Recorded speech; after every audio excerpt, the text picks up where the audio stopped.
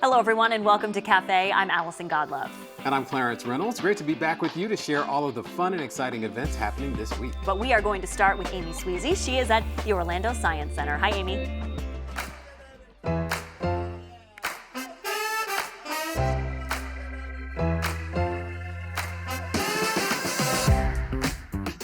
All right, I don't know what I'm going to find, but I sure am going to dig for it. Hey, sorry to interrupt, Amy. Hi, Jeff. How are Hey, you? good to see Nice you. to see you. Hey, everybody. This is my friend Jeff Stanford from the Orlando Science Center. I couldn't wait. Sorry, I had to start digging. You are actually doing what you're supposed to do in this Oh, good. exhibit. So, no, you're right. You're right on point. Okay, so tell me where we're standing. What are we doing here at Dino Digs? And well, we are standing in Jurassic Ridge, which is our giant dig pit, because Orlando Science Center is a hands-on museum. We play to learn here at Orlando Science Center. And we are in the middle of our dinosaur exhibit. And most traditional dinosaur exhibits, you look at displays. You don't touch those displays. So we've added things within Dino Digs to increase that hands-on interactivity. And one of them is a dig pit, where guests, especially children, can dig for fossils and play the role of paleontologists. You know, I love that because as a parent, usually that's what they're always doing. Don't touch it, get down. But here you encourage the kids to get their hands dirty. Absolutely. We feel that people learn more by doing, and we present these iconic experiences that stimulate curiosity and wonder, and that's a gateway to learning. So that is the hallmark of Orlando Science Center. So what is your favorite exhibit here inside Dino Digs? My favorite exhibit inside Dino Digs is Stan the T-Rex. He's the centerpiece of the exhibit. You've got to love the T-Rex. And our fossil display is based on the original Stan. All our fossils are replicas because the real fossil displays would be too big and too fragile to display like we have them. But Stan is one of the most complete fossil displays ever. And so we're thrilled to be able to show off our Stan for guests here in Dino Digs. Anything else that the kids are really fascinated by? I think what's really cool about Dino Digs is it celebrates prehistoric land and sea creatures. And when you think dinosaurs, you think only the land creatures like T-Rex, Triceratops. But we have a great display of prehistoric sea creatures like the Elasmosaurus, because in prehistoric times, Florida was underwater. And so we like showing off Elasmosaurus. It's got this incredibly long neck.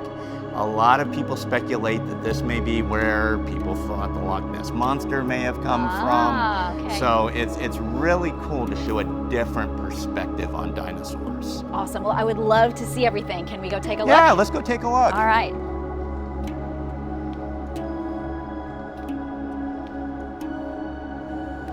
And now I got something really crappy to show you. Come on. Wait, what? Well, Jeff, you were not kidding. You have something very crappy to show me. I do. I am going to give you the scoop on poop. We are in the Pooseum, which is a fascinating display of coprolites, which is fossilized feces. And there's a lot scientists can learn by studying the feces of other animals and like where they lived and what they ate. And we are next to the Guinness World Record holder of the largest piece of excrement ever produced by a carnivore. Who knew there was such a thing? Absolutely. Which is why everyone needs to come down here because you will not see this anywhere else, right? No, absolutely. And you know, if you want to see some prehistoric poo, you know, you need to come down here. This was made by a T-Rex over 65 million years ago. And the one you're holding in your hand, you said you could Yes. tell it was a carnivore. You can tell it was a carnivore because there's like chunks of stuff in it. So you know They was eating they stuff. were eating stuff. And carnivores, especially in prehistoric times, you know, they were chewing on everything so the bone wouldn't break down. And so certain things wouldn't disintegrate. So when it got fossilized, it all comes together. So coprolites are everywhere, but you got to know what you're looking at. All right. Well, so many things that we can learn, right, from being at the Orlando Science Center. You guys are open which days, closed which days? Yeah, we are open during the school year every day but Wednesday Okay. from 10 to 5. And then on big school breaks like fall break, winter break, spring break, Summer break, we are open 7 days a week, 10 to 5. All right, so dinosaur poo is not the only thing you will see here at the Orlando Science Center. There are so many cool exhibits for all ages. Parents, bring your kids. Teachers, bring your school groups. Retired folks, right, can come out as well. There are so many fun things to do here, so make sure you join us out at the Orlando Science Center.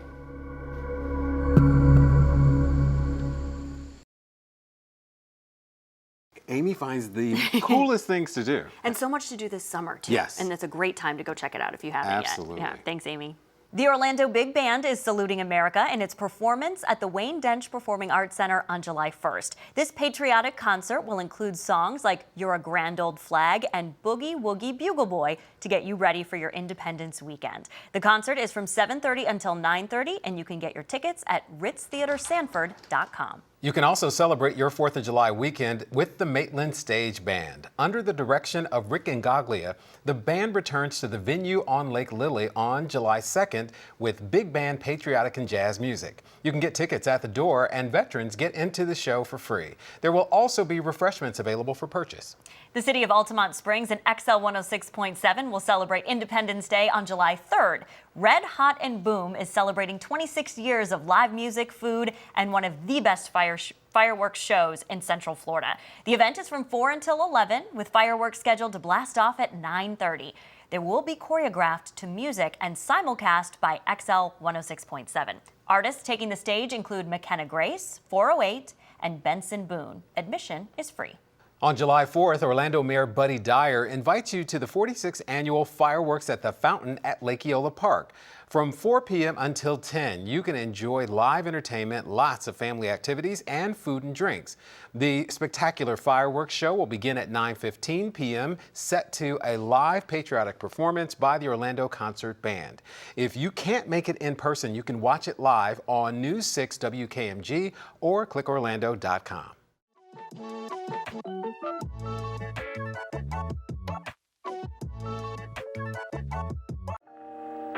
We are joined by Hannah Miller, who is from the Art and History Museums of Maitland. Thank you for being with us, Hannah. Thanks so much for having me, Clarence. So in the art universe here in Central Florida, what makes the Art and History Museums of Maitland stand out? Oh my gosh, what a question. So one of the most unique things about us is, of course, the fact that we are Greater Orlando's only National Historic Landmark.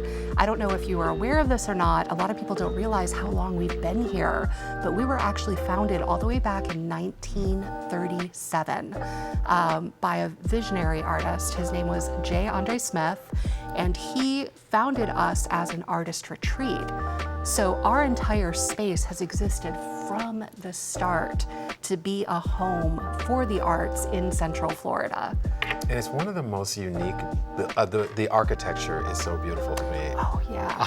Love is one of the most unique in Central Florida. Yeah. So it's called the Art and History Museums of Maitland. Why the museums? Well, yeah, okay, so because we are actually a whole experience, right? Like we are a complex of museum attractions. We cover, we have multiple history museums, including Florida's only telephone museum, which, sounds kind of funny when you think about it at first, right? But think about like all of your nieces and nephews that have never seen a rotary phone. Yeah, so we have this amazing interactive experience that you can come and enjoy with your whole family at the Telephone Museum. We have our Maitland History Museum, which covers, so much more than just Maitland, but also our sister community, the historic Eatonville, as well as aspects of Winter Park and just the growth of Central Florida in general. We also caretake a Victorian home on the grounds of Lake Lily, and have a carpentry museum, as well as, of course, the space that is the Maitland Art Center, which is our National Historic Landmark, which, as you mentioned, has all of that incredible architecture.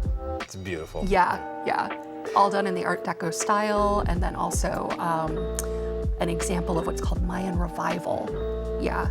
I was going to say somewhere in between sort of Mayan sort of Art Deco. It's beautiful. Yeah. It's like you're stepping out of time into like a different place entirely. Yes. It's really something special. And when you mentioned the Telefilm Museum, you made me think about the kids and what kind of activities there are for children, educational opportunities for children and adults.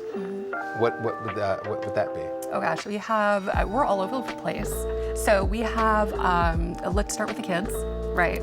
And then we'll grow up. So for our families, we have a monthly event that we call Little Creatives in Need, which is focused on like our toddlers and our absolute littles and their special people. And we bring them into the garden, and every month we do a different theme. We introduce them to ideas about history. We have art activities, and we build a community for families that are looking for others that share their creative curiosity in our area. And it's free. It's absolutely free, yeah. We do a lot of outreach as well to our boys and girls clubs. We host Girl Scout programs. We even have our own Girl Scout badge that kids can earn. Isn't that cute? And you mentioned that it is an arts community. It was started as an arts community. You have artists in residence there as well. Tell us about that. Yeah. So again, we were founded by Jules Andre Smith as an artist retreat, and that was not just for himself. He wanted to invite other artists to come and create in his space, and he would host them, with the help of other, early Central Florida luminaries with a little more cash. He would provide the space for them to live and to work. He would even feed them, all free of charge.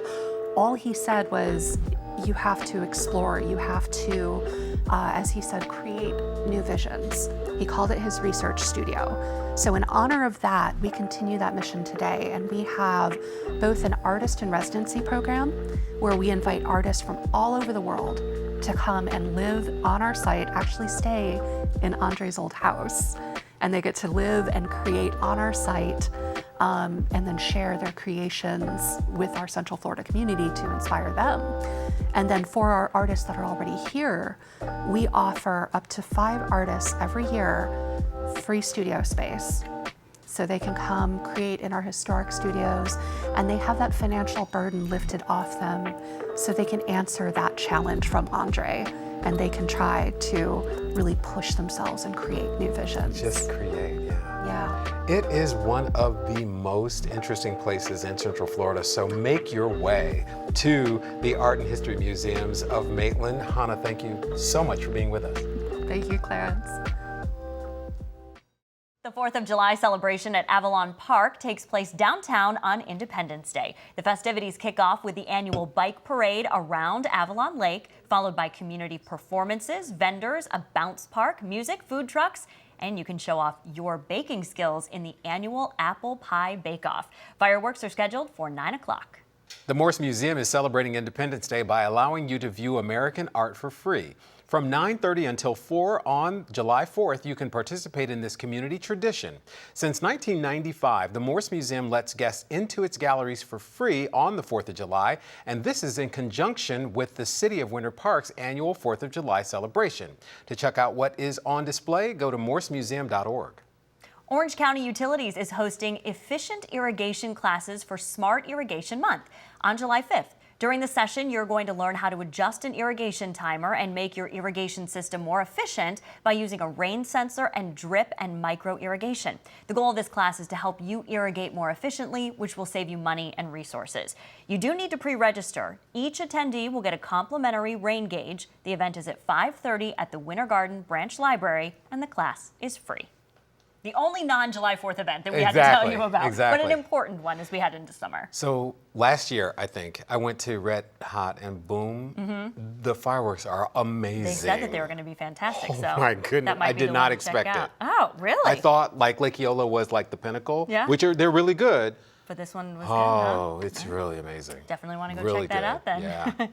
That wraps up this week of events. If you have one you'd like to share with us for next month, send us an email at cafe@ocfl.net. I'm Allison Godlove.